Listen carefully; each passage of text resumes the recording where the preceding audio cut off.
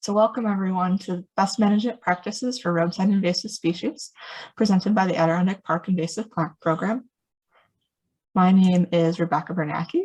I am the Terrestrial Invasive Species Project Coordinator today. I'll be one of your speakers. Our other speaker will be Adelia Baker, and Adelia is in her third season working with APIP as our Invasive Species Assistant. Just kicking things off with a little overview and an agenda of where we're going today. So it's about 10:04. We've given folks a few minutes to pop in here, and we're working through our introductions and our overview. In a few minutes, we'll kick things off, and Adelia will talk about invasive species in the right-of-way, making a case for action. At about 10:30, she'll pass things over to me, and I'll talk about some invasive species ID. We're going to talk through, I think, about 7 species today, and some species-specific control techniques. At about 11:20, we'll start to wrap things up and give folks a chance to ask questions and close things up from there. I know a lot of folks are attending today for pesticide credits. So as a reminder, 1.5 credits are available in categories 3A, 6A, 9, and 10. To receive credits, you must view the entire webinar and complete a 10-question quiz within 2 business days. You do have unlimited attempts, but a passing score of 70 is required. So at the end of this presentation, Adelia will drop a link to that in chat, and I will also send out an email following the webinar with that quiz. We are recording today's webinar, but that recording will not be provided until after the quiz closes. The quiz is going to ask for your mailing address so that we can mail you your pesticides credit tracking form. So please be sure to include your address. And when you log into that quiz, please be sure to have your pesticide applicator technician number handy because we'll be asked for that as well. So without further ado, I'm going to pass things over to Adelia. Hello, Becca gave a brief introduction. My name is Adelia Baker. I'm going to be going a little bit over invasive species in general, what we do at APIP, and then a little bit about invasive species in the right-of-way and how to manage them. Next, please.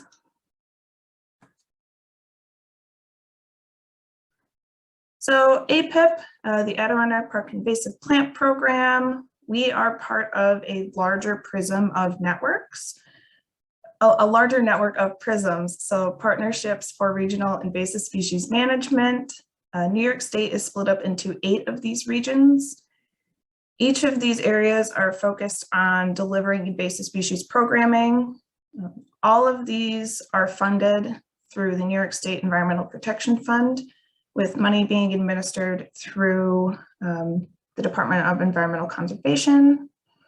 So each of these organizations is hosted within a separate organization. So us at APIP, along with the St. Lawrence Eastern Lake Ontario Prism, are hosted by the Nature Conservancy. You can look at the map in the middle. We don't have the DOT regions, but our boundaries overlap with regions 1, 2, and 7. So if you're in any of these regions, you might be a little more familiar with our work. Our goals at APIP are to prevent new invasive species introductions, perform early detection and rapid response for new infestations, and manage our existing priority infestations in order to mitigate impacts. These goals tie into transportation because our road corridors are often areas for introduction. They're areas where we do a lot of early detection and rapid response and management of those priority infestations. While we are going to be covering a lot of the terrestrial stuff, we also do programming on aquatic invasive species and also some education and outreach. If you're calling in today from across the state, I encourage you to reach out to your local prism. We have some of those listed at the bottom of the slide here. Next slide, please. So just to get on the same page with everyone, what does invasive mean? So there are 2 important distinctions in the definition. The first being that The species is not native to the ecosystem under consideration. So the species is outside of its historical native range. This movement is often facilitated by people and it can be either intentional or accidental. The second important distinction is that the species causes harm, and this can be measured through economic, social, or ecological impacts. We have kind of a sliding scale at the bottom here, so we can have non-native species that are not invasive. So like this California poppy, it's a species that is not in its historical range, but it's not necessarily causing harm. On the other end of the spectrum, we can have a nuisance species. So this is going to be a native species that is just kind of an annoyance to humans. A lot of people think of dandelions, or in this case, we have a photo of horsetail. This one can grow under guardrails and can be kind of difficult to manage. And then in between the two, we have invasive species. Next slide, please.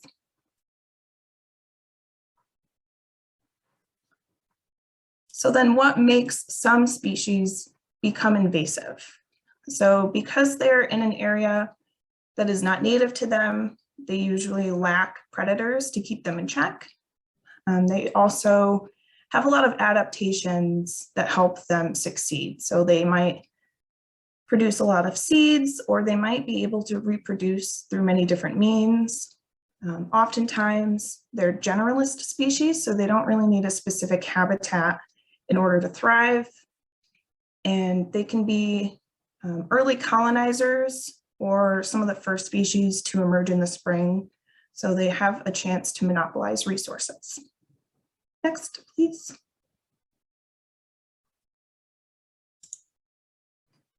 So a little bit more about invasive species in the context of the right-of-way. Next. Why should we even care about them? As I mentioned, a big part of invasive species is that they cause some sort of harm. So these negative impacts can have an effect on many aspects of road construction and maintenance. And if we ignore them, it generally makes the job more difficult and more costly. Next. One of the big things about invasive species is that they can grow very quickly. Oftentimes they can grow as much as 2 feet in 2 weeks. If you just hit next, we can see the Phragmites in this photo just takes over, grows very tall, very quick. Next. And so because they grow quickly, they can often have impacts along the roadside. So they can grow as tall as 12 to 15 feet in height, and they can reach this height very quickly, blocking signage, blocking lines of sight, and this creates a hazard for drivers. Next. Also, because they grow tall very quickly, this increases the need for maintenance, and oftentimes it can outpace maintenance routines. So like with the knotweed in this photo, it might end up spilling out onto the highway, also creating issues for motorists. Next. Some of these species are also very tenacious, so they can sometimes grow through 3 inches of asphalt or concrete. And of course, this will damage infrastructure. It will decrease the longevity of that infrastructure, requires more maintenance, requires more resources, becomes very costly. Next. It can also increase the cost of construction. So there have been studies that showed that the presence of knotweed on a construction site can add 10% to the cost of development. So thinking about prevention really saves costs down the line for different projects. Next. And so not only do these species cause impacts to the roadways, but they can also have human health impacts. You might recognize this species. Becca will talk more about it later. This one is wild parsnip, and it has a sap in it that if you get it on your skin and then you are exposed to sunlight, it can cause these severe blisters, burning, and can leave you with some severe scars. So this species is an issue with weed whacking or mowing, especially without any protective gear. Next. So what are some of the ways an invasive species are spread through maintenance activities, and how can we reduce that impact?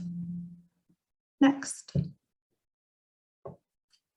A big way that invasive species can be introduced is through soil disturbance. So excavating like this might open up the seed bank to expose a layer of invasive seeds that might not have had a chance to grow through the top layer. Or like I said, they're early colonizers. So they might be able to come into an area like this before native species get a chance. So it would be good to minimize soil disturbance whenever possible.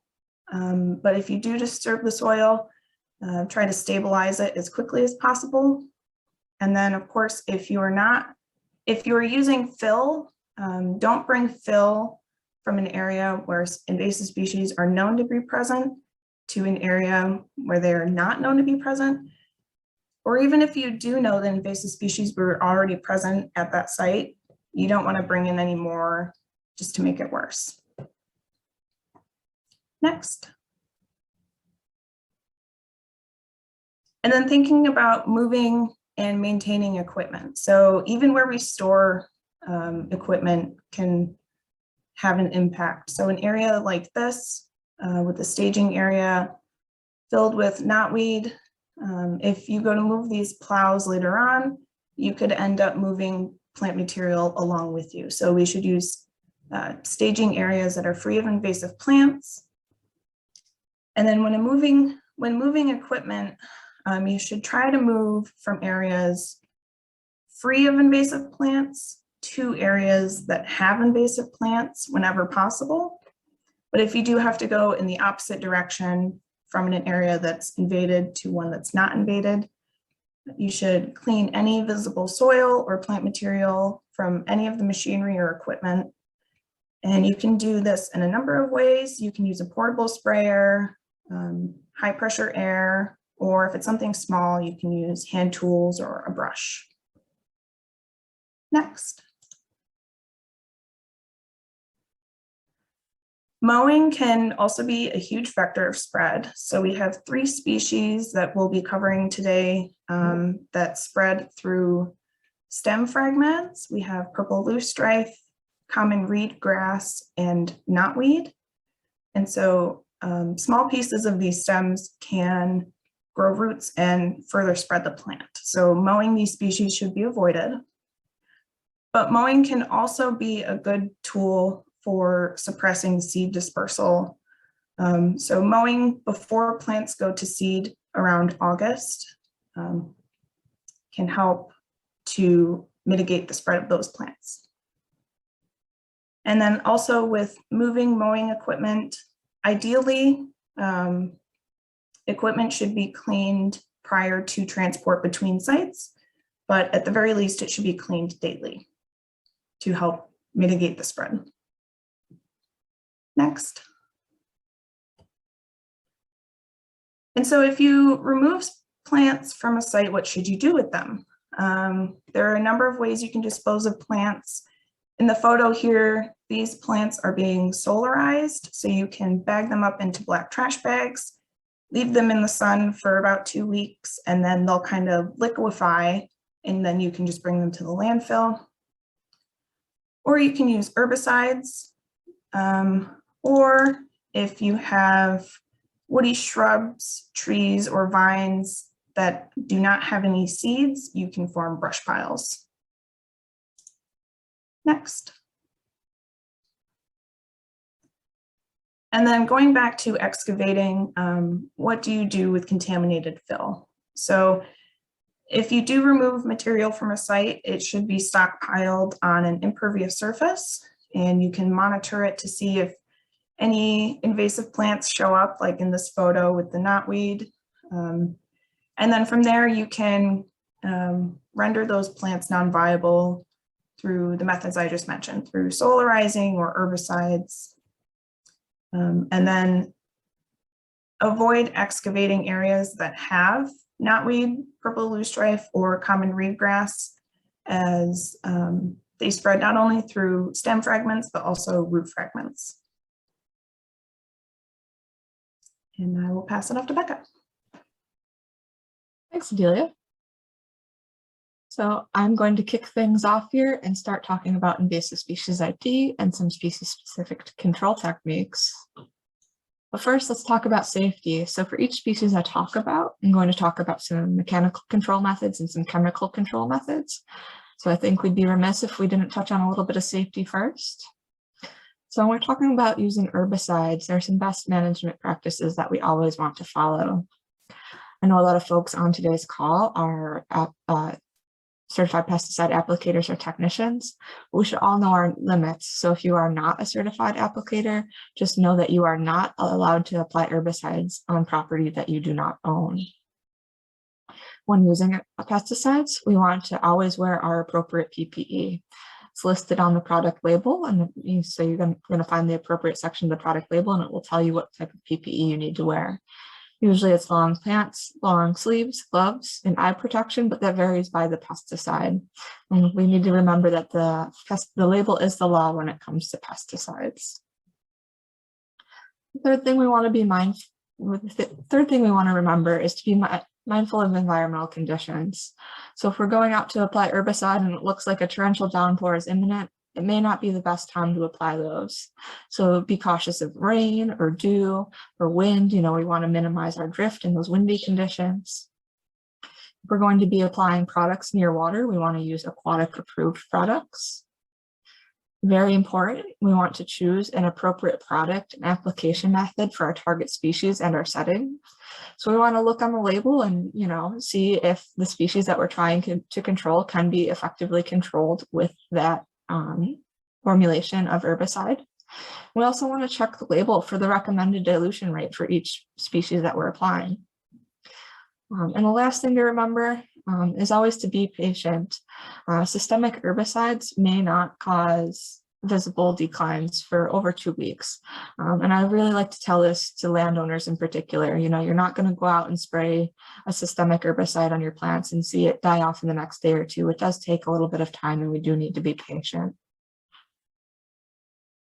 For most, if not all species I'm going to talk about today, one of the main ways that we can treat those species chemically is through the use of a foliar spray. So just a quick how-to for folks that aren't applicators or technicians on the call. If we're going to do a foliar spray, we're going to mix our herbicide following the manufacturer's label, because remember, the label is the law. We're going to use either a backpack or a handheld sprayer, and we're going to carefully apply the solution of the herbicide to the leaf surface. What we want to do is spray it until it's wet, so that those leaves are nice and wet, but we don't want to overspray it so that it's at the point where the herbicide is running off onto the ground. My last little safety first slide here is just some helpful tips. So when we're using herbicide, we want to mix only the amount of product that we intend to use. We don't want to have to store surplus mixed herbicide. So if we're going out, we're only spraying a few plants, we don't want to mix a whole 5-gallon backpack sprayer. You can adjust your sprayer nozzle, as you can see someone doing in this picture here, to achieve an appropriate droplet size. If it's really windy, you might want a bigger droplet so your droplets aren't flying everywhere. When we're working through an infestation, we want to start at the very inside of that infestation and work our way outwards. And that helps us to avoid walking through treated areas. Very similar to that, when we are working on treating infestations, we want to use an indicator dye in our sprayers, and that lets us help track our progress so we can see where we sprayed, and it helps us limit our exposure so we're not walking through recently sprayed areas. Lastly, In general, the optimum treatment time is during peak flower. So without further ado, let's get into some species identification. The first species I'm going to talk about today is common reedgrass. Folks commonly refer to this species as Phragmites. Probably everyone has seen this species growing somewhere as they're out driving around. It's very, very common in roadside ditches. It is a tall, herbaceous, perennial grass. It can range in feet from about 3 to 15 feet tall. It grows very, very quickly. We've probably all seen this growing, and it's really easy to walk into and kind of disappear into the stands of this. It grows so thick. It does thrive in wetlands in disturbed or degraded soils, which is one of the reasons we see it in those roadside ditches a lot. The leaves on this plant are going to be alternate, so they're not going to be directly across from each other on the stem.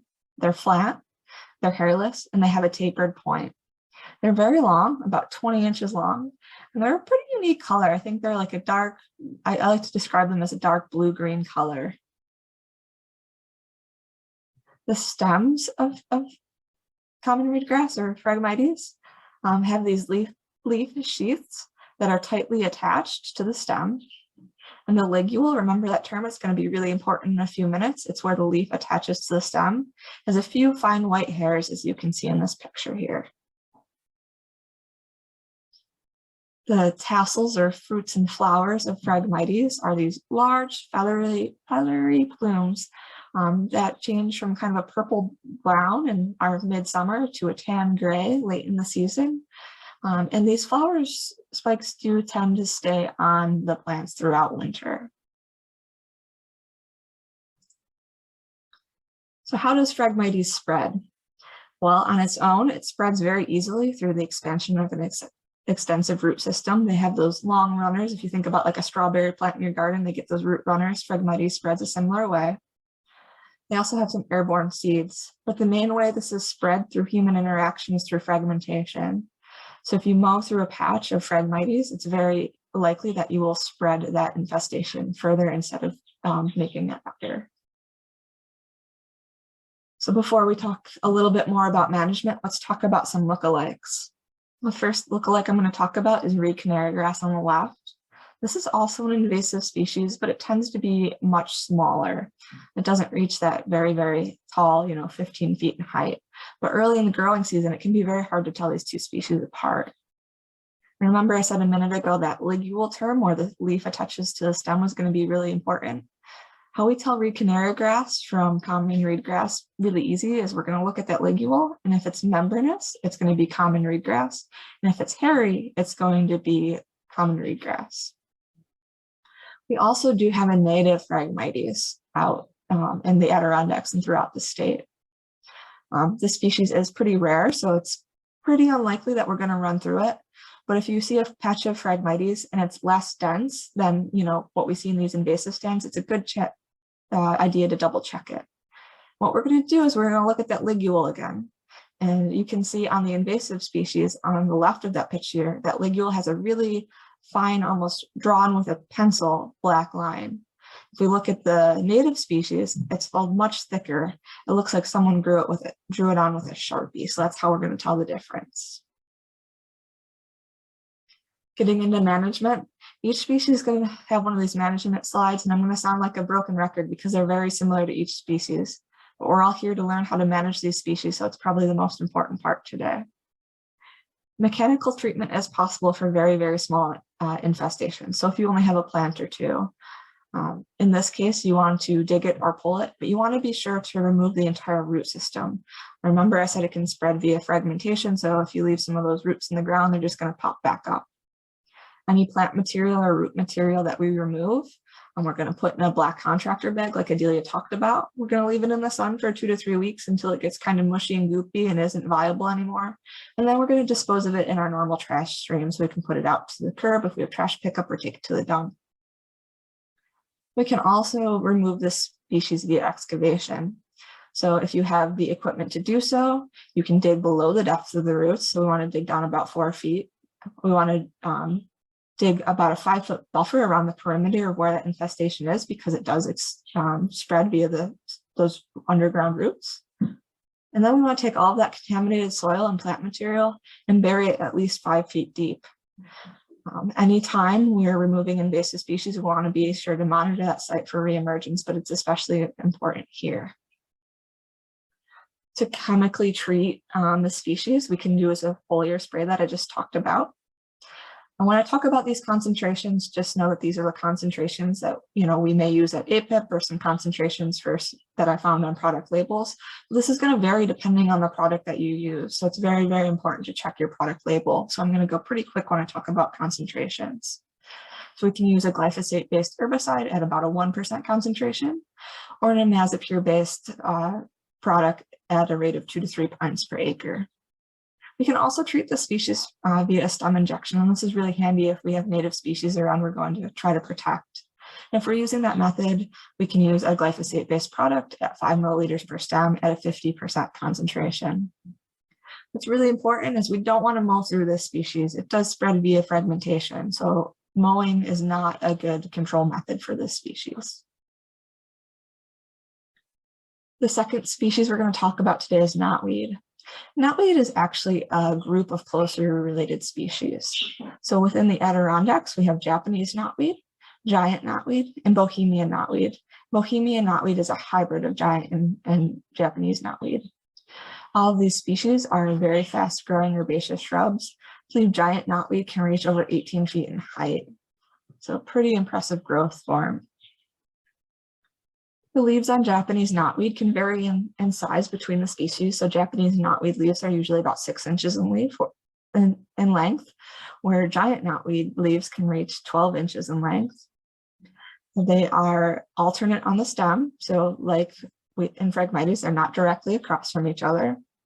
They're usually pretty ovate or heart-shaped, but that varies a little bit depending on the species. The main way that folks identify Japanese knotweed or any of the knotweeds is they look like bamboo. A lot of folks call us up and say, I have this bamboo growing in my yard. What can I do to get rid of it? So the bamboo-like stems are jointed and hollow. They are light green in color, but they do have these purplish red splotches. The stems arise from spreading rhizomes. Instead, stem fragments aid in the dispersal of this plant. So a fragment of Japanese knotweed as small as a centimeter, if it has that node present, can become a new plant. So this is another one we want to be really careful that we're not mowing through. The stems do remain upright throughout the winter, and those dormant stems tend to be reddish brown in color. I just want to flop back for a second and say that the upper stems tend to have this zigzag pattern. So you can kind of see it a little bit on the stem right here, and that's just as the leaves are alternate on stem, we get this zigzag stem. This is one of the last species to go to bloom throughout a region. So it has this, I think it's really pretty, cascade of white flowers that bloom in August. They're usually covered in bees. What's really important to talk about with this species are the roots or the rhizomes. So they are brown in color with an orange interior when you break them. So you can see that about right here. Folks can see my mouse pointer. I like to give the iceberg analogy. So the roots or rhizomes of knotweed can account for up to 2/3 of the plant biomass. So think about an iceberg where we know we're only seeing a little bit of it above the water. There's so much more below the water. And the same is true with Japanese knotweed, and our roots. These roots can extend up to 40 feet from the stems that we see visibly. So how does knotweed spread?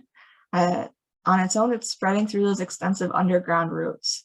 But through human mitigated changes, it's really spreading via fragmentation. So this can happen when we run a mower through this, or it really can often happen in nature as if this is growing along a stream and we have a big flood event, that flood can break up these chunks. Another thing to talk about with this species is those roots are pretty thick, right?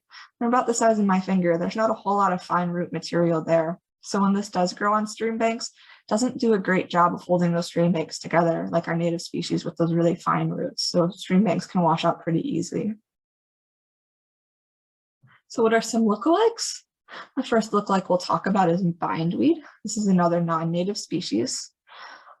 Knotweed is a shrub, but bindweed is a vine, but it does have kind of similar heart-shaped leaves. What's important to note here, the difference is the growth form, one being a vine, one being more of a shrub, and the other is that the leaves on this are going to be more deeply heart-shaped. So the bottom of the leaf, where it attaches to the stem, it's going to have a more deeply incised groove in that heart, where knotweed's going to be a little less deeply incised or even flat, depending on the species. Adelia showed that great picture of horsetail earlier. Horsetails are native, and early in the season, this time of year when the knotweed's just poking up, it does look very similar. It kind of looks like small bamboo. The difference is a rough horsetail is going to have a spore-bearing body at the top of the shoot, and knotweed is not. But this time of year, I also have folks tell me that knotweed looks a lot like asparagus popping out of the ground. I had a woman call and ask some questions about knotweed, and she said she had giant asparagus, and I had never thought of it that way, but it makes sense.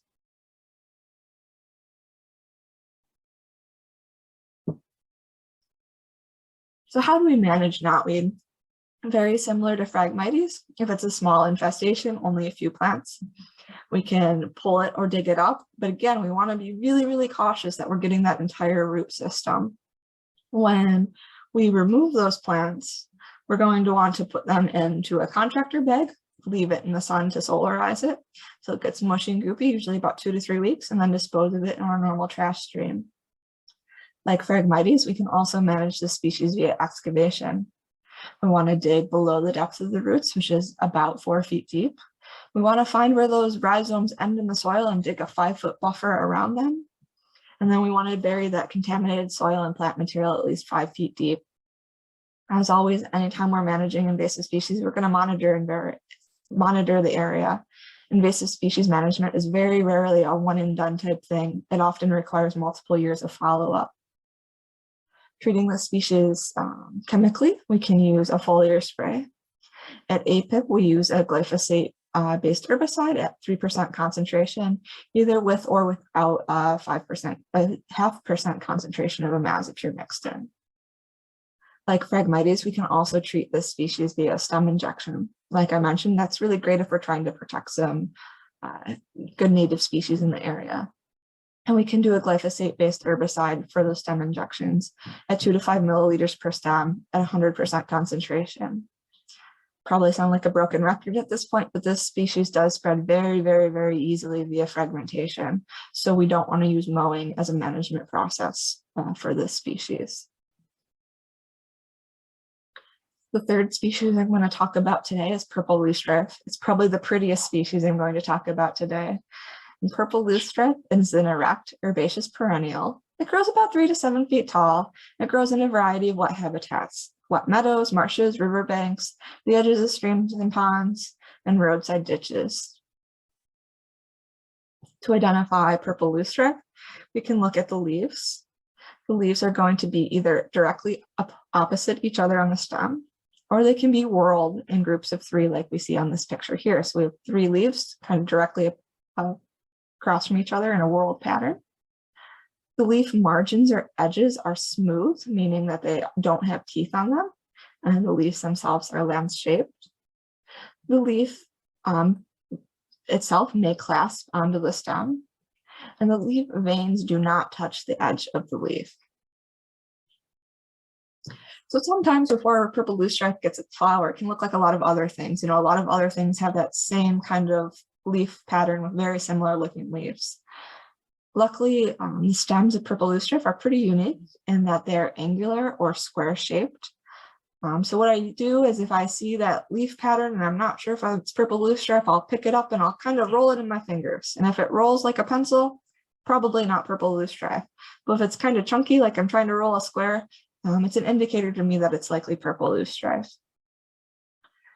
It is sort of branching, so small stems may shoot out from the main stem above the mature leaves. And the previous year stems usually do persist through the winter into the fall and growing season. So on the right here, you can see a picture of purple loosestrife just kind of hanging out in the winter time. The flowers on this plant are admittedly gorgeous. They're showy, they're this beautiful pink magenta color, and they're pretty easily identifiable from July through September. They're in bloom for quite a long time. The flowers are going to have 5 to 7 petals, and that's really important to remember when we're trying to compare it to a different look-alike. And the flowers do grow in these flower spikes. This guy really spreads via seeds. A single purple loosestrife plant can produce an incredible 2.7 million seeds per plant. So when we talk about how these things get out of control, it's really, really easy for one plant to become multiple plants very, very quickly with that reproductive potential. These seeds are really tiny. They're really easy if purple loosestrife's growing in a roadside ditch for a hiker to park their car on the trail side, walk through, the purple loosestrife in the ditch and carry those seeds into the backcountry on their shoes. The same thing if we have, maintenance equipment parked on the roadside. It's really important. It's really easy for us to spread the seeds that way. Like Adelia talked about, when we're doing our maintenance, we want to work from areas where invasive species are not present to where they are present for that very reason. These seeds are also viable in the soil for several years. So once we get there, even if we manage them, those seeds in the soil are going to germinate for years to come. So what are some lookalikes? On the left here, we have our native fireweed, another really pretty pinky purple flower. However, when we look at the petals of fireweed on the left and compare them to the purple loosestrife in the middle, fireweed only has 4 petals per flower, where purple loosestrife will have 5 to 7. They may also have lightly toothed leaves, and if we remember, purple loosestrife has smooth leaf edges. The other difference here is where they grow. Fireweed tends to grow in drier areas, where purple loosestrife tends to grow in wetter areas. Another lookalike is blue Bourbon. This does have a similar looking sort of flower spike, except for the flowers on this are going to be really, really tiny compared to our purple loosestrife, and the flowers themselves are going to be more of a blue or periwinkle colored. The species does have toothed leaves, differentiating it from the smooth leaves on purple loosestrife. However, it does grow in a similar area in moist to wet areas. So how do we manage purple loosestrife? If it's a small infestation, we can dig it or pull it. This is a lot easier to dig or pull than the last 2 species that we talked about. Again, we want to be sure to remove the entire root system. Any plant material that we remove, we're once again going to place in our black contractor bags, place it in the sun for a few weeks to solarize it until it's rendered non-viable, and then dispose of it in the normal trash stream. This species, we can use cutting or mowing as a management technique. But if we're doing so, we want to be sure to cut the plants to ground level prior to flowering. Essentially, if we prevent flowering, we prevent it from going to seed. We do not want to mow when it's in seed. If we mow when it's in seed, we're going to flail those seeds all around and make the infestation worse. If possible, it's always great to rake up that plant material that you've mowed and place it in the contractor bag and solarize it. To chemically treat this species, we can use a foliar spray, and as a couple of potential options, we can use a glyphosate-based herbicide at a 1.5% concentration or triclopyr-based herbicide at a 2% concentration. And once again, as a reminder, those concentrations are just estimates based on some products that we may use at APIP. We always want to check the label to find the proper dilution rate. One thing I do want to mention before we move on to our next species is that there are biological controls present throughout the state, helping us to control purple loosestrife. Most common one we're going to encounter are these Guerra Rusella beetles that you can see in this picture here. Present throughout the state, and they feed on the leaves of the plant, causing this window painting or this shotgun splatter pattern, we like to say, as you can see on this leaf, where there's little holes throughout all the leaves. What really this does is it prevents the plant from going to flower. This plant itself is expending its resources trying to repair the damage and doesn't have the energy to go to flower. Therefore, the plant can't go to seed, and it helps control it. One thing I like to tell people is that these biocontrols are not going to completely eliminate purple loosestrife, right? But what they're going to do is they're going to keep that species under control so it doesn't become a monoculture like we saw in my first slide where it's a whole field of purple loosestrife. They're going to keep them under control so the native species can grow around them and the purple loosestrife isn't really causing problems in that system. Adelia, who talked to you earlier, is actually going to move around some of these beetles later this summer for us. We're pretty excited for that. The reason I mention this is if you are out and you see purple loosestrife and you're considering managing it, look around and see if you see that window painting or shotgun splatter pattern. If you do see that, don't manage those plants. It means the biocontrol is there, and we want to leave that habitat for that biocontrol to grow and flourish.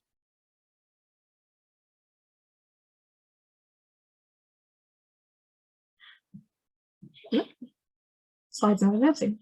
The next species I'm going to talk about today is one Adelia touched on earlier, and she showed us that picture of what that toxic sap can do. So wild parsnip is an herbaceous perennial that grows about 4 to 6 feet tall. It's really, really commonly found in disturbed areas, open fields, lawns. I do see this one on the road right of ways quite a bit. And like Adelia mentioned, it does have a sap that has toxic chemicals that can cause serious burns and blisters when exposed to sunlight. So if we are managing the species, we want to be careful for that reason. So get ready for your second food reference for the day.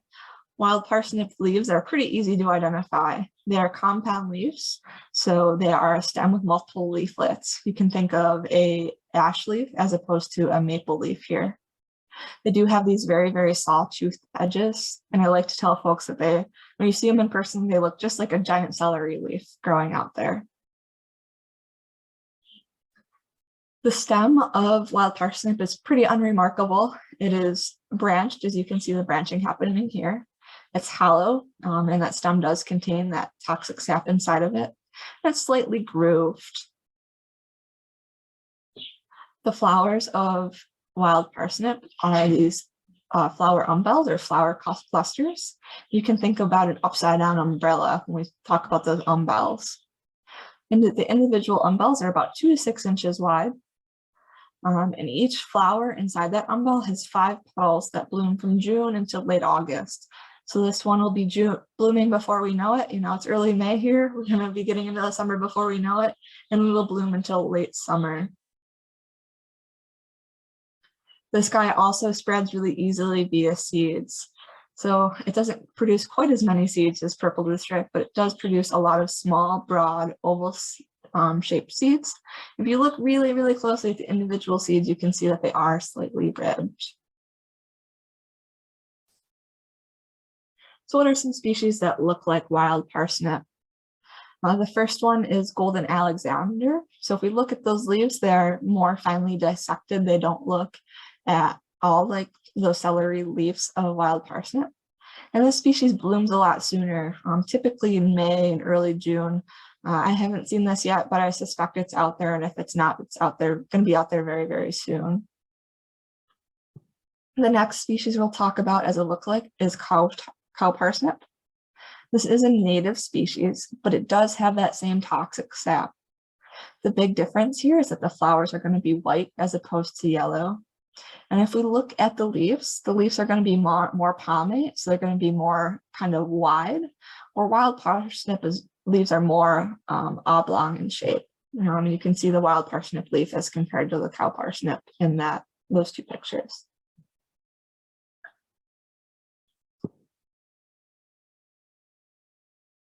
As far as managing wild parsnip, we can mechanically manage it via digging or pulling.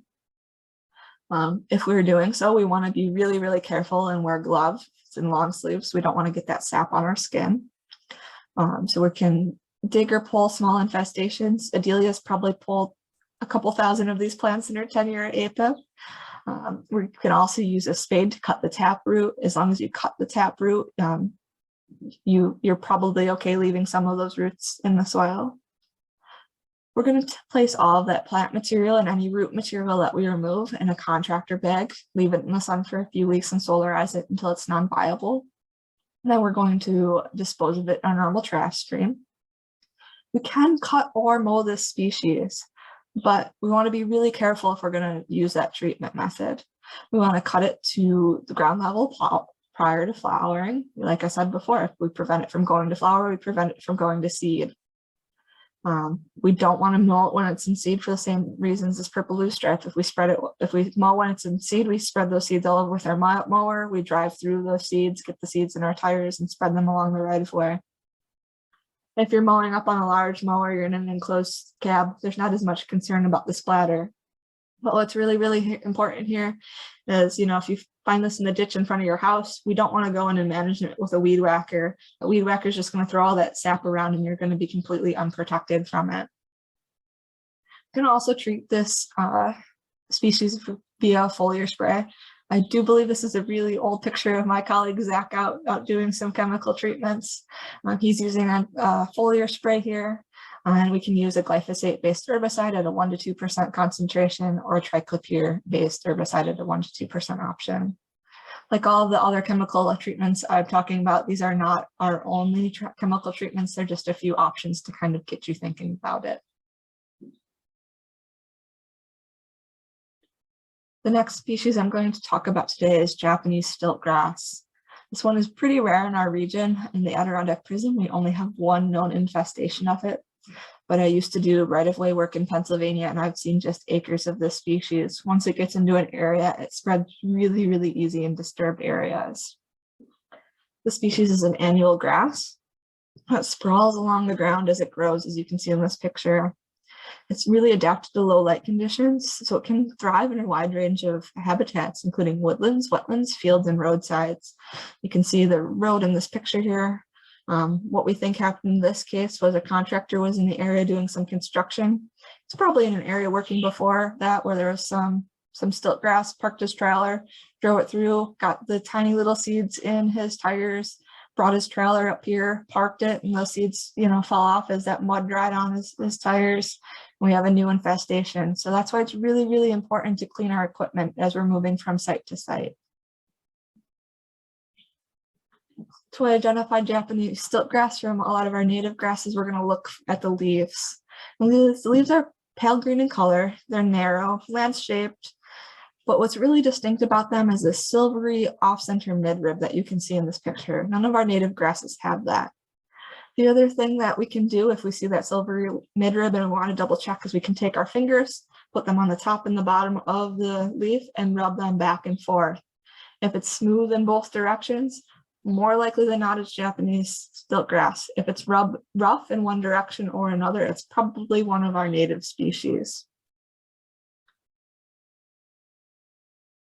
The sky does get flowers, so it does have these flower spikes that are produced on slender stalks late in the summer. I believe we saw these in late September in our one infestation in the prism, so pretty late in the season we'll see these flower stalks that go to seed. Grasses are notoriously hard to tell apart from other grasses. So that's why we're going to look for that off-center midrib, that silver in color, and that smooth texture on the leaves. Excuse me, I'm not used to talking for an hour straight. So white grasses or cut grasses, Learsia can look very, very similar to Japanese stilt grass. However, it is going to lack that silvery center midrib that we talked about. Most of our native grasses, as I talked about, are going to be rough when you rub the leaves in one direction or the other, but Japanese stilt grass is going to be smooth when rubbed in both directions. To manage Japanese stilt grass, we can dig or pull small infestations. As always, we want to be sure to remove the entire root system.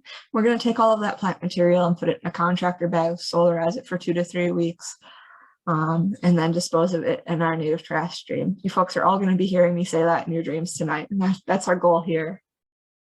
We can also cut or mow this species. We want to cut it down to ground level prior to it going to flower.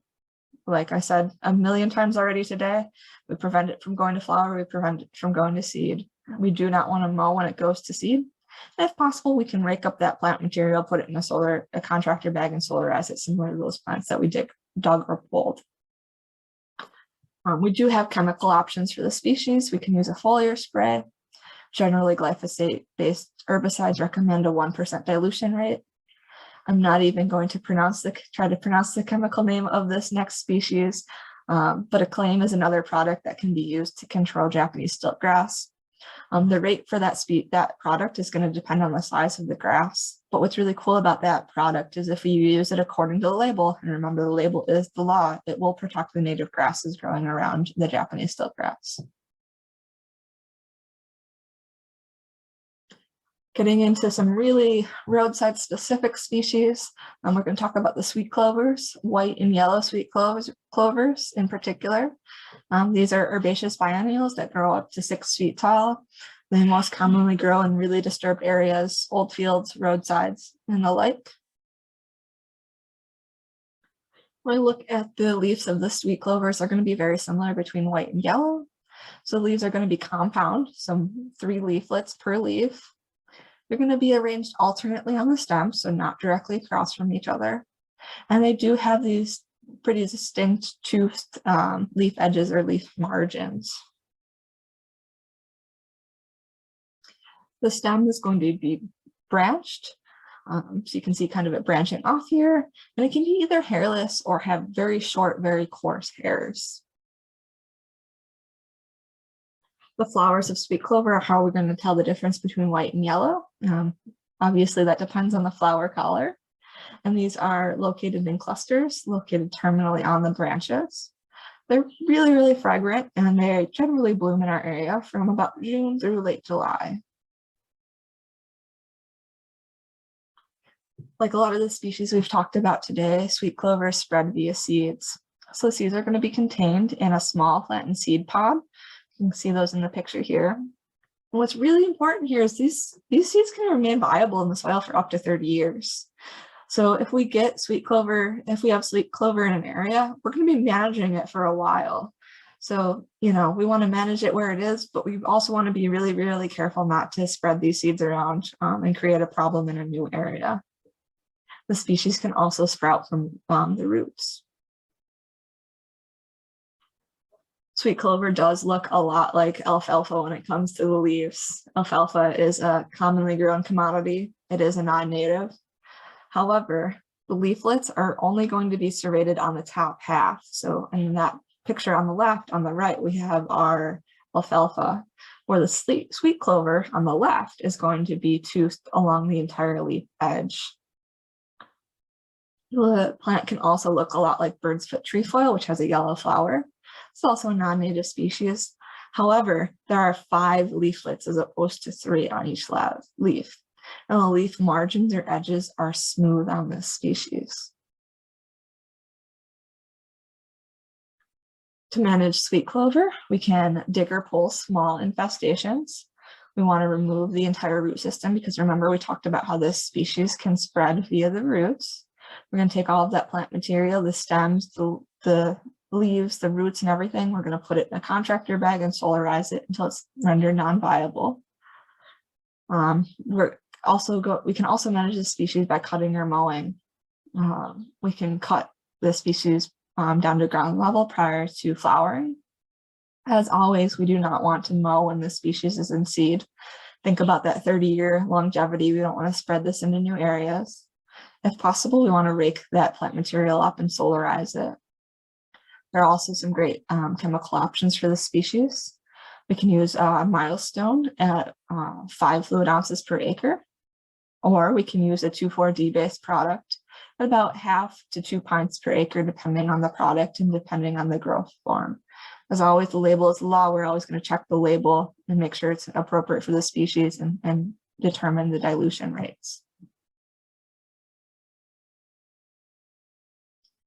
The next species that we're going to talk about today are the knapweeds. So we have 2 knapweeds we're going to talk about today that are both very similar. They both have these pretty purple flowers. And those 2 species are brown and spotted knapweed. Our knapweeds are herbaceous biennials, which means they complete their growth form in 2 years, and they grow about 3 feet tall. These also grow in disturbed areas. I have a bunch of them growing along my driveway. In fact, very common on the roadside to see this species. I kind of have the 2 different types of knapweed on the slide here. So like I said, this plant takes 2 years to complete its life cycle. In the first year, we're going to have these basal rosettes. So the spotted knapweeds the first year basil rosette. The leaves are going to be more of a gray-green in color. And when you see these in person, you'll really see what I mean by that gray color. The leaflets are very, very divided. It almost looks like multiple leaflets on that leaf. For the brown knapweed, the leaves are more entire. It almost looks like a small lettuce plant growing there. And they are very, very green in color. Getting into the leaves as the plants get a bit bigger. On the spotted knapweed, the leaves are going to be alternate on the stems and not directly across from each other. They are deeply and irregularly lobed. I like to say they look like big old chicken feet kind of growing there. They have more lobes than that, but that's what the structure always reminds me of. And they have that same distinct gray-green color as the first year rosettes. When we're looking at brown knapweed, the leaves are also going to be alternate for that species. They are going to be lance-shaped, as you see in this picture. And the leaf edges can be wavy, as we see in this picture. If you rub your fingers along them, they're going to be slightly hairy, and they're this green color, pretty non-distinct color there, as opposed to the spotted that has that really distinct gray color. The flowers of these two species are pretty similar. They are both purple to pink in color, and they both bloom from late June until about August. The difference are going to be the bracts, or those little triangle-shaped things we can see under the flower petals. On the spotted knapweed, the bracts are kind of a light brown in color, but they have those black tips on them. Where on the brown knapweed, and we can remember this because it's brown knapweed, the bracts are entirely brown. This species also spreads via seeds. You can see here just how small those seeds are. The seeds do have tufts of little hair on them, making them really easy to spread via the wind or get attached to our gear or animals moving about. Not quite the longevity of the sweet clovers, but this one can remain viable in the soil for up to 10 years. So we want to really try to avoid moving these seeds to new areas if we can avoid it. There are a lot of things out there that look sort of like our knapweeds. The first species on the left here is Canada Thistle. This is another not native species. The flower does look very, very similar, right? It's kind of that pom-pom looking purple flower. However, if you look at the leaves, they look nothing alike. They have those big, scary looking spines along the edges of the leaves. Not something we want to fall on or grab with our hands. Might be a little painful. Another species that can look somewhat similar are New England Asters. This is a native species. However, you can see this has more of a typical flower shape. When we think of a flower, we tend to think of them looking more like this. And the center of that flower is yellow in color. In addition, the leaves of this plant are going to clasp onto the stem. To manage knapweed, if we have a small manageable infestation where it's easily dug or pulled, we want to be sure to get the entire root system. We're going to place it in a black contractor bag or a clear contractor bag, leave it in the sun, let it solarize for a few weeks, and then get rid of it in our trash. We can also cut or mow the species. We, as always, want to cut it to ground level prior to flowering. We want to be sure to not mow this species when it's in seed. If possible, we want to rake up that material, put it in a contractor bag and solarize it. And like all of our other species, we do have chemical options as well. So we can use Milestone as a foliar spray at a rate of 5 to 7 fluid ounces per acre. We can use a glyphosate-based product at about 1.5% concentration. Sorry, I blinked there for a second. As always, we want to be sure to check our label and make sure we're using an appropriate product for this species and an appropriate dilution rate. Getting into kind of what might seem like an oddball species, right? A lot of the species we've talked about today, you know, they're small, they're more or less herbaceous, we can mow through them, not so much with trees, right? So the species we're going to talk about is Tree of Heaven. And why we're talking about this is going to become clear in a few minutes here. This is a rapidly growing deciduous tree. It's capable of reaching about 80 feet in height, and it does prefer open disturbed sites. I'm from Western New York originally, and I think about this area where there's a railroad tracks heading through a city. It's kind of up on a bank. And when I drive by that bank to go visit my in-laws, every time I drive by, I think, oh my God, there's so much tree of heaven there. That entire disturbed area is just covered in tree of heaven. The leaves on this plant are going to be alternate. So the leaves themselves are all across, not going to be across from each other. However, the leaves are compound, so they have these 10 to 41 leaflets that are more or less directly across from each other. Those leaflets are going to have smooth edges with the note of that one tooth that we can kind of see here. This glandular tooth at the base is going to be kind of the distinctive characteristic of this plant. If you crush up these leaves, it's going to produce a pretty rancid odor that some people smells like old peanut butter or cat urine.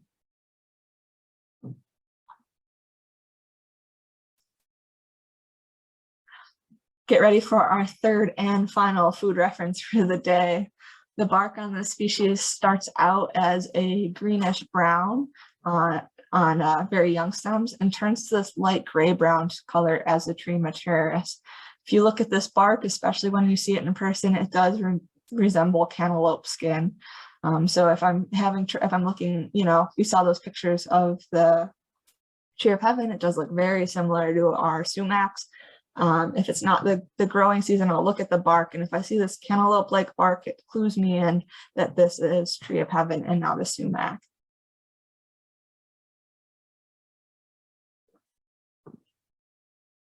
The flowers on this species are going to be small yellow-green clusters. They're going to occur in late spring or early summer, so getting into the season we're coming into. These flowers give way to large clusters of single-winged samaras in late summer. And if we think of what a samara is like the type of seeds that maple trees have. So think of those helicopters. This is just going to be a single-sided one of those instead of a double-sided. They have these really pretty kind of orange coral color on them early in the season.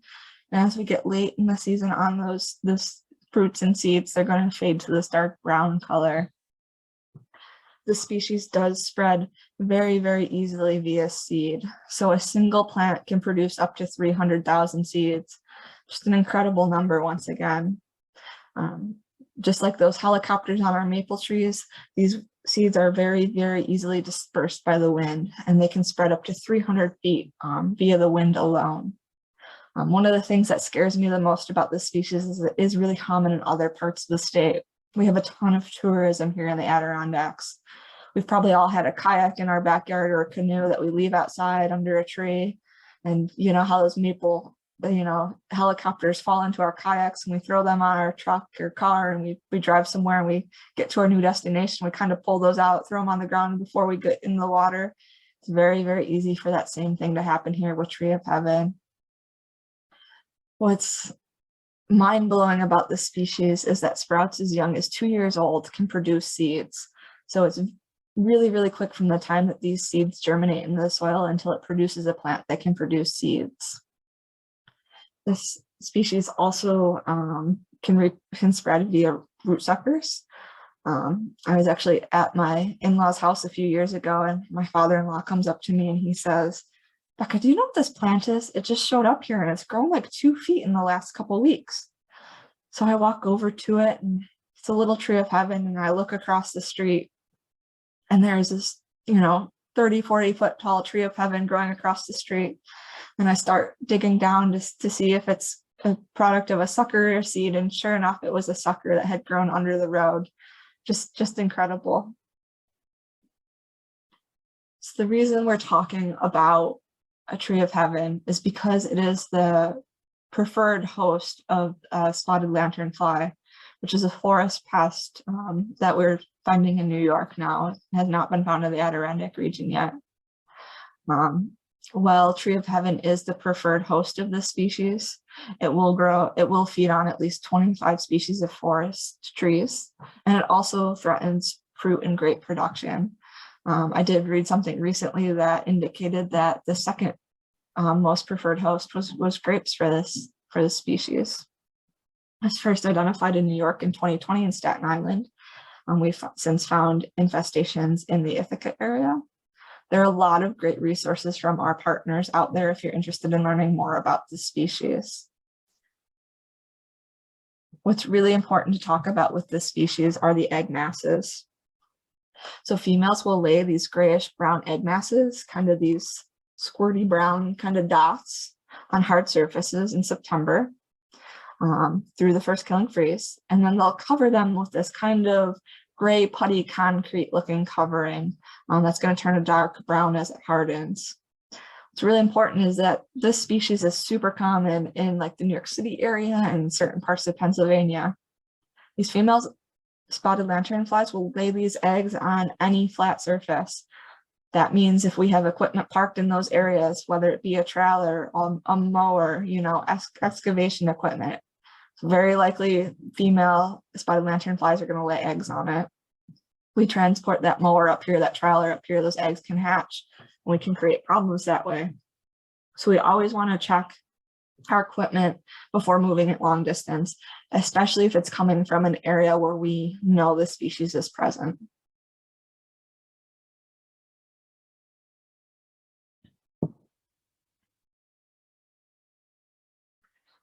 Like I mentioned before, the species does look, the tree of heaven does look a lot like staghorn sumacs, which are native to our area. The big difference here is going to be the leaves. So the leaves of tree of heaven are smooth, except for that notch or that node at the bottom of the leaves, where the leaves of sumac are going to be serrated. Sumac does have that really distinct red fuzzy fruit in the fall time. And also the leaves of sumac are going to turn red in the fall, where tree of heaven is going to turn yellow in the fall. We can also look for that cantaloupe-like bark on the older individuals. Some people think that tree of heaven also looks like our native black walnuts. So black walnuts obviously produce those big green nuts in the late summer and fall. And the leaves here are also going to be different. The leaves of black walnut are serrated, but very, very finely. You're going to have to look closely at that picture, and they lack that notched base of the tree of heaven. Oh, sorry, there's that notched base that we were talking about. I forgot I had that on that slide. So to manage tree of heaven, in general, if the trees themselves are less than 3 inches in diameter at breast height, we can dig or pull them. We want to be really sure that we remove that entire root system, and any material that we remove, you know, if we cut that tree down, we can chip it. We want to chip it, we can burn it, or we can put it in like another tree nearby with the roots up in the air so that those roots can't become established. We can also cut this species, but if we're going to use that method, we want to be really careful because this species responds really, really vigorously to cutting and produces a lot of root suckers in response to that management technique. We're going to want to use an herbicide to minimize resprouting if we use that technique. Chemically, we have a lot of treatment options as far as methods go. We can use a foliar spray. Glyphosate typically is at a 5% concentration. Again, check your label. We can use a cut stump where we're going to cut the stump and then treat what's left of the stump with a 50 to 100% glyphosate concentration. Or we can use a hack and squirt where we're going to hack into the tree and spray that exposed area with an herbicide. We can use a glyphosate-based herbicide at 50 to 100% concentration in that case. We want to use 1-inch cut per diameter of the tree, if that makes sense. So we're getting down to the end of our presentation now. As I mentioned at the very beginning, there are 1.5 credits available for this course in credit categories 3A, 6A, 9, and 10. We have now reached the end of the presentation, but you must stick around for the Q&A period at the end. And you must also complete a 10-question evaluation. As I mentioned at the beginning, you will have unlimited attempts, but you must receive a passing score of 70%, and that quiz will remain open for just 48 hours from right now. Your certificates will be mailed to you at the address provided. And Adelia is going to drop the link in the chat once we get into our Q&A here. So I want to thank everyone for their time today and for tuning in. Without further ado, we're going to move it to the Q&A. So feel free to raise your hand or come off mute or drop questions in chat.